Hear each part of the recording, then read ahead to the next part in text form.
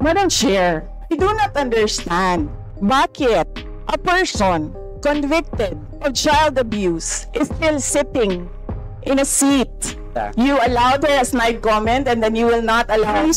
Please wait As to be my recognized. comment? Excuse me, our members and our guests. I warn you. Please wait. Don't go to this rabbit hole. Please wait. This is a hearing of the budget of 2025.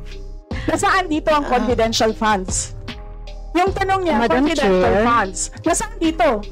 Honorable, issue on confidential funds falls squarely within our discussion of your 2025 budget. Narinig mo yung sinabi niya, ma'am? Narinig mo yung Please proceed. nakikinig ka sa kanya kanina? Absolutely. Walang rules dito. Please, Madam Vice President. You cannot allow a member of the House to just claim that it is illegal. That is a Madam notice Chair. of disallowance. That is a procedure inside the Commission on Audit. Hindi sa upuan niya. Honorable Madam Chair. Hindi na po tayo matatapos. Yan ang sinabi ko sa iyo kanina. Ayaw mo maniwala sa akin eh. Aabot talaga tayo ng bukas dito. If you allow members of the House of Representatives lines like what you just said, like pusit, bakit mo ako kinukrucify for saying a fact that somebody is convicted of child abuse sitting in the chair? Pusit? And then I cannot fire the presiding chair. So bakit? Yes, Bakit napaka one-sided nito, ma'am? noted po. Yes. Yes. Yes, Madam Vice Yes. President. I would like to forgo the opportunity to defend the budget in a question and answer format. I will leave it up to the House to decide on the budget submitted. Madam Vice President, we have 17 members listed for interpellation, and as you know, you've been here many times for our budget briefing, that this is an important part of the budget briefing. The GAA, the General Appropriations Act, is arguably the most important piece of legislation every year, at kasama po ito ang pagtatanong at pakikinig po sa sagot po ninyo ay napaka-importante pong input sa aming pong trabaho. So, yun po, kami po ay we will proceed to ask questions. Madam Chair, my answer for every question will be I will forgo the opportunity to defend the budget of the Office of the Vice President through a question and answer. And I will leave it to the House to decide on the budget submitted.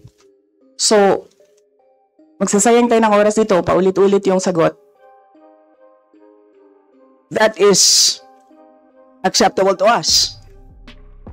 Unless I hear any objection, that is acceptable to us. Okay. Because it is, I believe, karapatan din po ng bawat Pilipino na marinig po nila ang katanungan po ng 17 po na nakalista sa ngayon.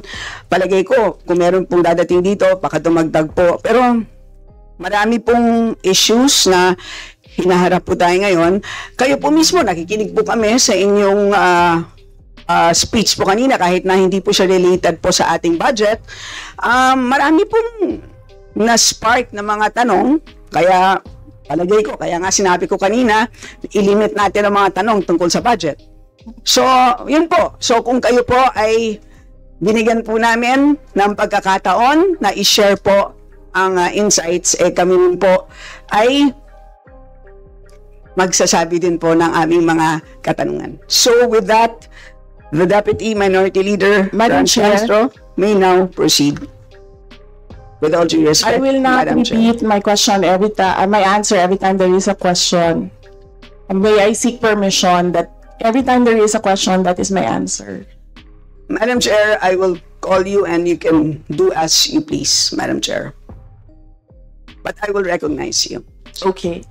And then, Madam Chair, may I be given the opportunity to explain why I will not and I will forgo the opportunity to defend the budget in a question and answer in the committee and leave it to the House of Representatives to decide on the budget submitted. Madam Chair, Madam point of Chair. order. Kasi po tapos na ang presentation time kanina. So that was the opportunity for the resource person para magsalita. So now we have formally entered the interpellation period. So mas mainam po na pakinggan na ng Vice Presidente ang tanong na ating mga House members. Tama po. So, the Chair agrees with the Honorable Chair, Manuel. Excuse me, We will proceed with the question and excuse me, Madam Chair. Wait or order. please wait to be recognized, sir. So, we will proceed That's my at this point point. of order, Madam Chair. And what is your point of order? May we know the rule on which your point of order is based? The Honorable Bautista, may we know the rule on which your point of order is based? Because the Vice President already manifested that Kindly, sir, present the rule so we can rule accordingly. What is the rule on which your point of order? What is the point of order first and the rule on which this is what's the based? point of order also of Congressman Raul? If you will question Yes. me, my point of order, you have to also to question the point of order of Congressman Raul. So we will make the Honorable Manuel repeat his point of order and the rule because this is clear based on the rules that we approved during our first hearing relating to the budget. So please repeat that. Madam Chair, ang point of order natin ay bata yun sa paano ang rules of procedure natin sa Committee on Appropriations na after mag-present ng ating mga resource persons, they are given time, kung may slide sila, may video sila, may speech sila, nasa kanila po yun. And after that, ay magpo-proceed sa questions ng ating mga mambabatas. So yun po yung established rules natin sa Committee on Appropriations na supposedly ay alam din ng lahat ng mga members natin. So kung iniiba natin yung format, yan ay pagbabali dun sa established rules ng committee, Madam Chair.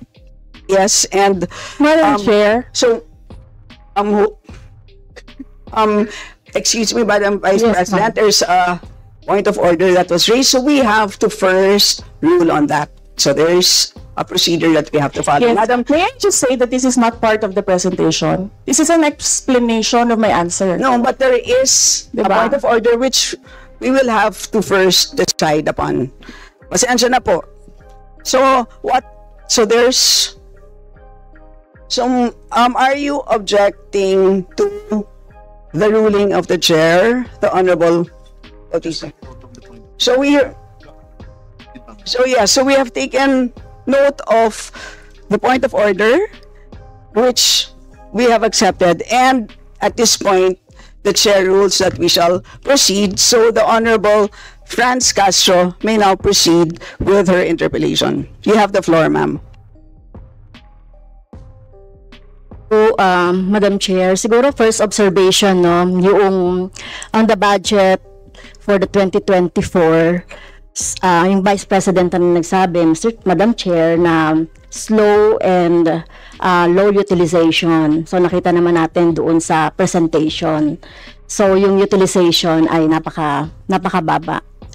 Pero syempre comment ko lang, no, mas mabilis siya sa confidential funds. 100% in 11 days. Madam Chair, So, Madam Chair, so according to the utilization of the confidential and intelligence funds submitted by the COA to us, no, so we have here surveillance and monitoring.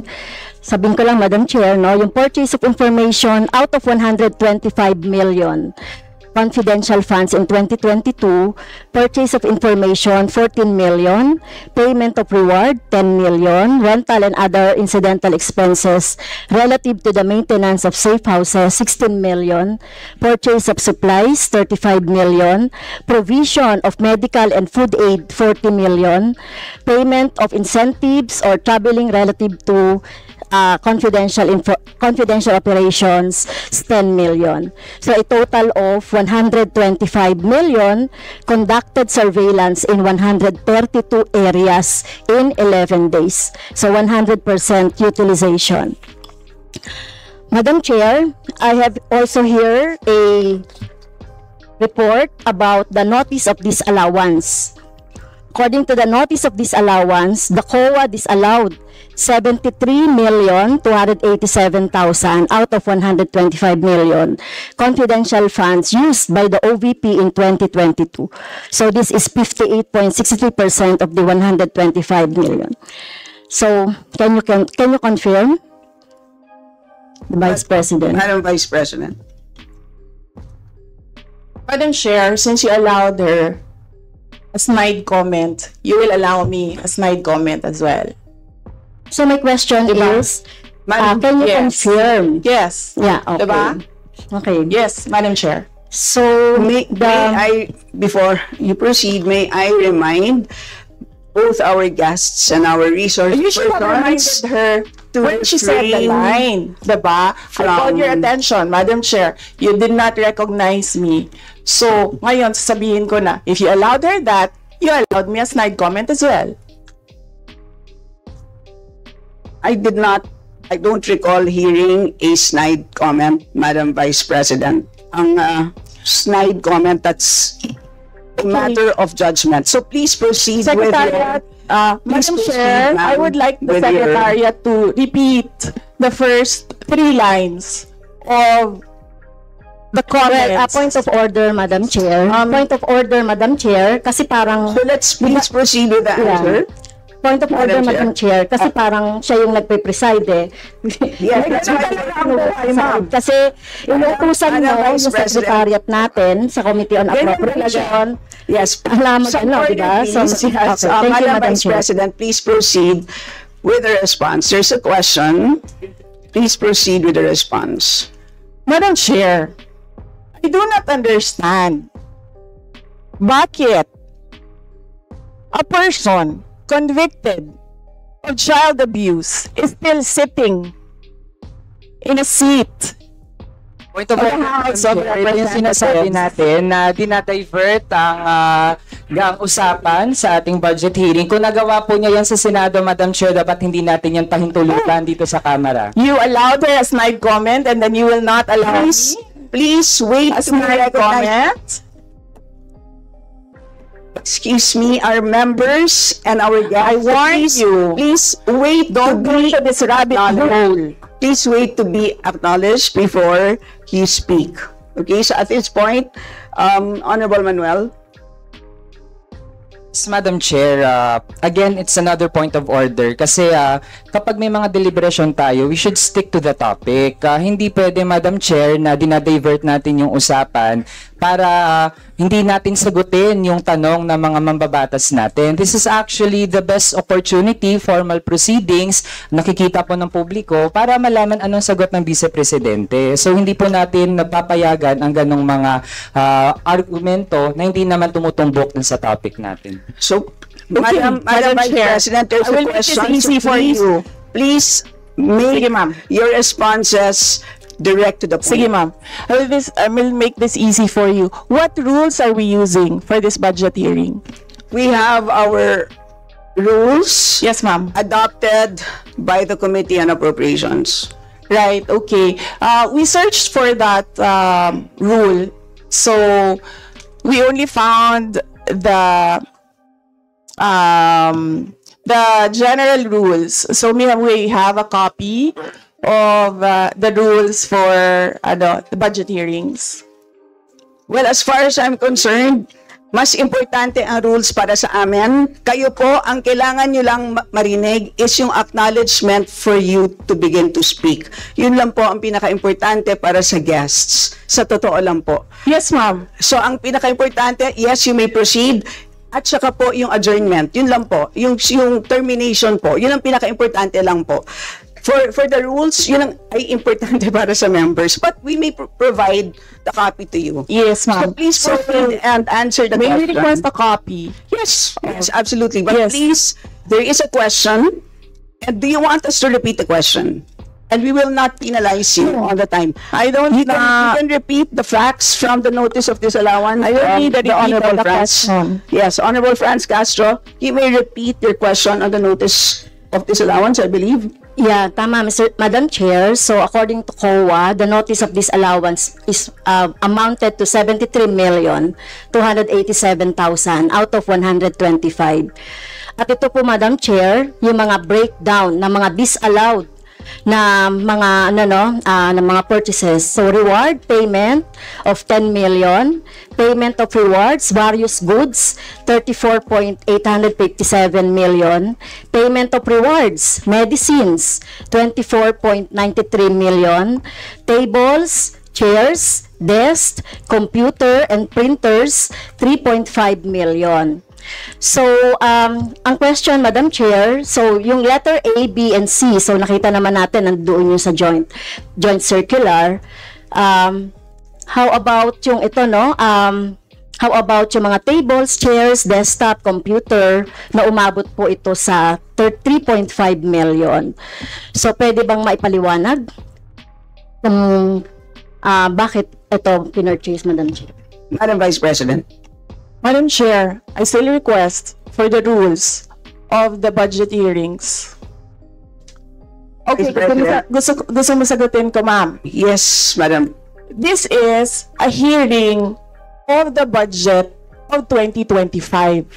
Nasaan dito ang confidential funds? Yung tanong niya, Madam confidential Chair. funds. Nasaan dito? Honorable Madam Franz, Ito yung continuing, continuing questions pa natin noong 2024, during the last budgets. Hindi na ipaliwanag itong 125 million na alam naman natin na wala ito sa budget ng 2022. So, ito, Madam Chair, sa rule naman natin, lahat dito tinatanong no? So, according to the budget, whether it is in the past, kasi nakikita natin yung utilization noong mga budget, kahit na yung past years, ay pwede natin busisiin dito, Madam Chair. Tama ba ako, Madam Chair? I will agree with you, the Honorable Franz Castro. You may proceed, Yes, Madam ma'am. Vice President. Yun yung sagot ko, ma'am. Nasaan ang topic natin dito at ang pinasubmit ninyo sa amin is the budget proposal of 2025. Where in the budget proposal of 2025 is the item confidential funds. In aid of legislation nga ninyo, nakalagay nga doon sa rules ninyo, diba? The discussion should be germane to the topic. The topic is the 2025 budget proposal. Now tell me, Madam Vice Where President, the Honorable Franz confidential Castro has already provided a sufficient explanation for why she asked the question. So please proceed with your answer. Madam Chair, It's a very why are we simple discussing the budget of 2023 and 2024? Honorable Franz Castro. So, kung ayaw niya sagutin, Madam Chair, so let me go through na lang with my question kasi related naman ito. Remember, Madam Chair, pinestyon natin ito noong last year at yung 125 million na ito ay hindi ito maipaliwanag, no? Dahil nga confidential no? Nagtago sa word na confidential. At ngayon, kailangan nating maipaliwanag at it is in the interest of the people. Yung 125 million na ito, Madam Chair, kaya kailangan ito na mabusisi at kailangan ito maipaliwanag ng OVP. Kaya hindi tayo pwedeng questionin ng mga rules, questionin ng mga topic, etc. Dahil related din naman talaga ito sa budget, Madam Chair. Madam Chair, Yes, you may proceed. I request that the chairperson of the Finance Committee preside over this hearing. Madam Vice President, with due respect, you are not allowed to do that, Madam Vice President. You are not allowed to introduce any motion. You are a research person this hearing, Madam President. I did Vice not move, President. ma'am. I requested I requested, Same as vein. your resource person, I requested So that the your request chairperson is of the denied, committee. Madam Vice President. Just please answer the question. The issue on confidential funds falls squarely within our discussion of your 2025 budget. Narinig mo yung sinabi niya, ma'am? Narinig mo yung please proceed. nakikinig ka sa kanya kanina? Absolutely. Walang rules dito. Please proceed and answer the question. It's a very simple question. Diba? Please explain the specific spending on those items that she enumerated, amounting to a total of, honorable friends, do you want to amounting repeat to a it? total of 73.287 million. So, dahil may notice of disallowance, so ibig sabihin, Madam Chair, illegal ito at not in accordance with the joint circular by the COA, BBM, and other related agencies. So, kung ito ay dinisallow, so ibig sabihin, illegal yung paggamit nito. Madam Chair, nitong mga items na binanggit ko po, Madam Madam Chair, Madam Vice President. you cannot allow a member of the House to just claim that it is illegal. That is a notice of disallowance. That is a procedure inside the Commission on Audit. Hindi sa upuan niya. Honorable friends. Okay, thank you, Madam Chair. So, thank you for the explanation, Vice President. Okay, next. According to accomplishment report of OVP, it spent 10 million for payment of reward. So, Madam Chair, in 11 days, ilang tao kaya at magkano kada tao ang reward? In fact, COA disallowed the whole amount spent by OVP for payment of reward. Hindi ba, Madam Chair, questionable ito? Madam Chair, the invitation letter that we received from the House of Representatives. Dear Vice President Duterte, the House Committee on Appropriations will hold briefings, hearings on the budget proposals of various departments, agencies, and corporations relative to the fiscal year 2025 National Expenditure Program as the basis of the fiscal year 2025 General Appropriations Bill. Nasaan? Sa presentation ko kanina, ang haba. Ang confidential funds. Honorable friends, Castro. Madam Chair, point of order lang ulit, Madam Chair. Kasi kailangan lang nating ma-establish. I would assume hindi naman po pinanganak kahapon ng ating resource person. Practice po natin sa Madam House Chair, that is a bago kind remark. na para po tayo ay makapagtalakay ng budget na pinopropose para sa susunod na fiscal year, chine-check natin paano din gumagastos yung mga ahensya even in the current year and in the past year. Also, Madam Chair, Section 162, Rulings as Precedents, rulings on questions raised by members shall form part of the parliamentary practice of the House. At practice po natin since time immemorial na hindi lang po ang proposed budget yung tinatalakay. Kasi yung performance ay dapat bahagi din ng discussion. Yun lang, Madam Chair. Noted. Honorable friends, could you kindly check if your mic works? Okay, thank you, Madam Chair. So yun po, no, yung sinasabi natin kanina, yung payment ng reward, the resource person can answer this. Questionable, tingin ko ay questionable ito. Okay? So, next, according to the accomplishment report, isa sa pinaggamitan ng OVP ng confidential funds ay yung provision of medical and food aid. This is not allowed under the Joint Circular number 2015-01 dahil kailan pa naging confidential fund ang pagbibigay ng ayuda, or kung ito naman ay ginamit sa mga ginamit na tao o informant in 11 days. So paano kaya ginamit itong 14 million na ito, no, para sa medical and food aid in 11 days, Madam Chair? So yun yung tanong ko. Kung hindi ito ginamit doon sa mga aids, medical aid or food aid, Pero paano kaya, Madam Chair, ginamit itong 40 million na ito as a medical and food aid ng ilang tao in 11 days? So, yun po yung tanong natin, Madam Chair. Madam Vice President. Madam Chair, the subject of this hearing is the OVP 2025 budget proposal. We do not have an item of confidential funds in the OVP budget proposal. Honorable Branch. So, may I continue, Madam Chair? Isa sa bumubukol na confidential fund ng OBP noong 2022 ay nasabi ko na, Madam Chair, yung medical and food aid at saka yung mga purchase of supplies. According to the accomplishment report, the OBP spent 40 million now for medical and food aid in 11 days. So, ang ibig sabihin nito, Madam Chair, konting math, tumapatak na 3.64 million kada araw ang gastos, no, para sa food and medical aid.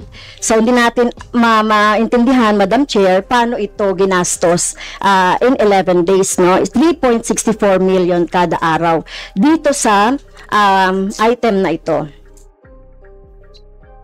Madam Vice Do you want to President. comment? Madam Vice President. I did not call you, ma'am. It was Representative Arroyo who called you. The chair would like to remind both the resource persons and the members to please wait to be acknowledged before you speak. Yes, ma'am. So, you mean, ako. yes, For what, ma'am? to respond. So any comment, Madam Chair, dun sa sinabi natin based dun sa accomplishment report? So kung gagamitan natin ng konting math, 3.64 million kada araw ang gastos para sa medical and food for 11 days. For how many people ba ito? Madam Chair, the topic and the invitation of the House of Representatives to the Office of the Vice President for this hearing is the 2025 budget proposal. There is no confidential funds in the 2025 budget proposal.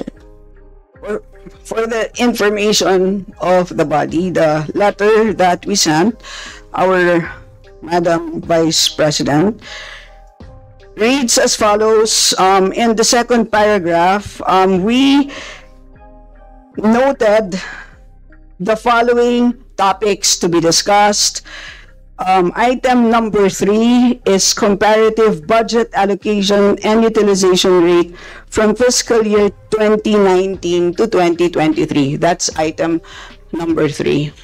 So I can provide you copies of the letter. So clearly, confidential funds spent in 2022 falls squarely within that. So yes, Honorable Francie, may proceed. Yes, Madam Chair. So mukhang hindi na tayo sasagutin ng hindi na ako sasagutin ng ating Vice President. So sa bawat sagot kasi na ganyan ng ating Vice President, for the record, since ayaw magpaliwanag ang BP, so ibig sabihin nito, yung paggastos ng 125 million ay na pera ng taong bayan ay hindi maipaliwanag. So, yun lang, Madam Chair. Kaya hinihiling natin sa Vice President o OVP na kailangan na maipaliwanag itong mga sinasabing item dito. Anyway, Madam Chair, sa kanila naman nanggaling, no, yung utilization at confidential and intelligence fund. And of course, ito lang naman ang hawak ko din dito, yung notice of disallowance. Kaya gusto talaga nating maintindihan, Madam Chair, kung ang notice of disallowance ay, so syempre, papaliwanag pa nila yan, kung paano, 'di ba? So kailangan malaman din ng taong bayan na sila yung nagbibigay ng pondo para sa operations ng OVP at lahat ng mga agency. At kailangan yung maipaliwanag. So hindi pwede yung ganyan na yung tactics na ganyan na parang parang sorry for the pusit, na kapag nasusukol na ang pusit ay nagaano ng maitim na tinta. So ayaw natin ng ganun, Madam Chair, kasi yung atin namang pinag-uusapan dito ay budget. No? So wag naman mag-ugaling pusit ang Office of the Vice President. Madam Chair, may I?